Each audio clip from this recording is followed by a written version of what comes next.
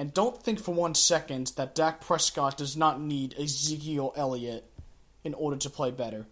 I know Dak Prescott has had one of the best starts any quarterback has ever had through his first 3 years, but here's the bottom line.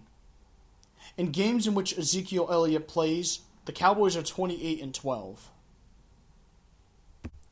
And in games in which Ezekiel Elliott does not play during the Dak Prescott era, the Cowboys are 500.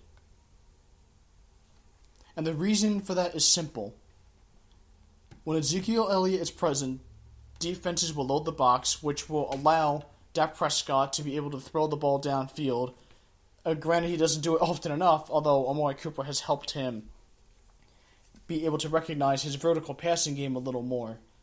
But don't think for 1 second, though, that the Cowboys do not need Ezekiel Elliott. Jerry Jones did say a couple of days ago that, quote, "The point there is you don't have to have a rushing champion to win a Super Bowl.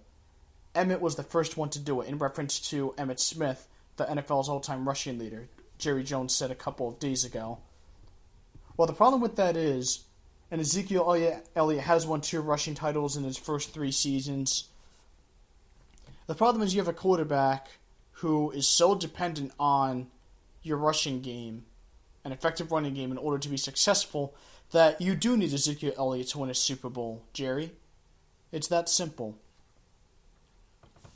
And his son, Stephen Jones, the executive vice president of the Dallas Cowboys, has also said that the Cowboys will not be market setters, meaning that they are not going to up the market even more for any of those players, Cooper, Prescott, and Ezekiel Elliott. And so obviously there's quite a bit of infighting with the Cowboys here. Although Jerry Jones is confident that the Cowboys can get a deal done with all 3 of their players. But until then, Ezekiel Elliott has already said, and his representatives have said the same exact thing, that he will be holding out until he gets a new deal. So he will take a Le'Veon Bell route, and we'll see how that works out for him. Either the Cowboys will give him a deal that he deems to be at fair market value, or he will not play for the time being.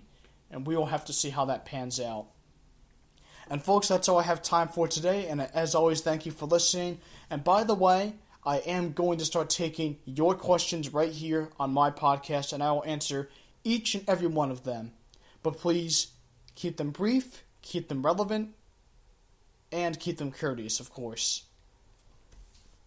My email will be on all of my podcast links on social media, and please, feel free to answer me any relevant questions that you want answered. Thank you, folks, and as always, have a great day.